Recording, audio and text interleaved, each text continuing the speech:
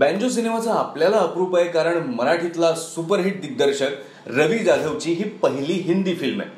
लय भारी रितेश देशमुखचा हा सोलो हिरो प्रोजेक्ट आहे।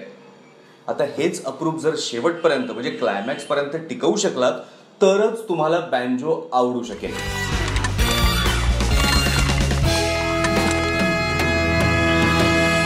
बँजो हा सिनेमा आहे म्युझिक आणि मुंबईचा। याची सुरुवात इंटरेस्टिंग आहे। म्हणजे होतं काय की गणेशोत्सवातली बँजो पार्टीची सुरावट आणि त्यावर न्यूयॉर्क मध्ये डोलणारी नायिका, आता यांचं काय कनेक्शन असेल असा अंदाज बांधत आपण पुढे जातो, पण सिनेमा मुख्य मुद्द्यावर यायलाच बराच वेळ घेतो।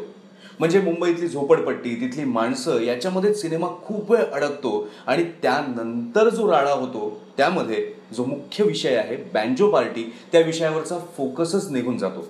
नाधड हे नाधड ते अशा अवस्थेत सिनेमा कसा बसा शेवटापर्यंत येतो। तबले वाले को कोई बोलता है क्या ऐसा मुंह से पैसा उठाने को? हारमोनियम वाले को बोलता है क्या? इसलिए शर्म आता है बताने को कि अपन बैंजो बजाता है।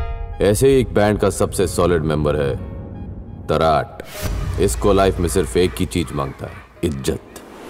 बँजोचा नायक तर्राट आणि त्याची गँग यांचं जे इंट्रोडक्शन आहे किंवा उडनशू गाण्याचं टेकिंग आहे किंवा स्थानिक नगरसेवकानं बिल्डरला पटवून दिलेलं मैदानाचं महत्व आहे किंवा लुप्त होत चाललेल्या बँजो पार्टीचं प्रतीक म्हणून जनार्दन परब यांचं कॅरेक्टर आहे, अशा मोजक्या ठिकाणी दिग्दर्शक रवी जाधव ठळकपणे दिसतो।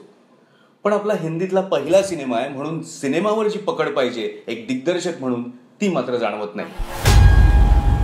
आप जैसा तो कोई नहीं है। Yes, we had no branch.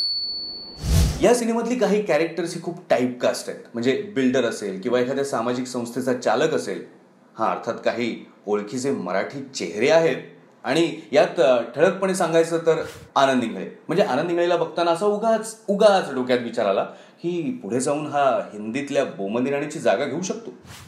Milind शिंदेने नगरसेवक साकारला आणि अर्थातच त्याच्या रावडी आणि झकास पद्धतीने साकारला। रॉकस्टार सारख्या सिनेमात होती म्हणून कदाचित नर्गिस फाखरीला याच्यामध्ये संधी मिळाली असणार। हो, कारण म्युझिक मधलं आपल्याला काही कळतं हे तिच्या अभिनयातनं अजिबात दिसत नाही। म्हणजे एवढीशी शंकाही येत नाही आपल्याला। रितेश देशमुखने मात्र जीव ओतून काम केलेलं आहे। त्याची ऍक्शन, त्याची कॉमेडी, त्याचा परफॉर्मन्स लाजवाब झालाय, पण कमजोर स्क्रिप्टमुळे त्याचा हा परफॉर्मन्स जो आहे तो वाया गेल्यासारखाच आहे। म्युझिक हा यातला महत्वाचा भाग। म्युझिक केलं विशाल शेखरने, राडा चांगला घातलाय त्यांनी, उडनशू पण चांगलं झालंय। पण आपलं एक डोक्यात आलं, बँजो सारख्या विषयासाठी अजय अतुल असते तर जाऊ।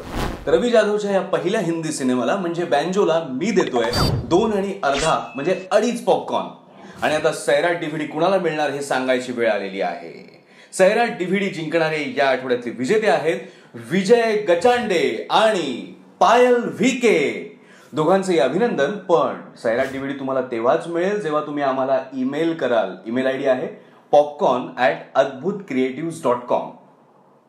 अजूनही सैराटची डीव्हीडी जिंकायची म्हणजे संधी आहे, कारण मी पुढचा प्रश्न विचारणार आहे। या आठवड्यातला या कॉन्टेस्ट मधला प्रश्न आहे, पळूनही जाता येत नाही कारण टिंब टिंब टिंब म्हणजे गाळलेल्या जागा भरा। हिंट आहे किशोर कदम आणि स्वानंद किरकिरे यांचा इंटरव्ह्यू।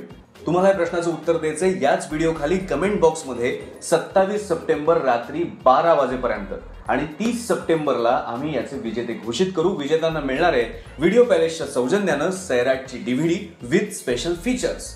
असेच स्पेशल फीचर्स असलेले आमचे व्हिडिओज अद्भुत या चॅनलवर तुम्ही बघा, त्याची आवड निर्माण करा म्हणजे लाईक करा, त्या मित्रांना पाठवा म्हणजे शेअर करा, त्याच्याबद्दल बोला म्हणजे कमेंट करा, आणि सबस्क्राईबला काय म्हणतात मराठी, जाऊ दे, सबस्क्राईब पण करा।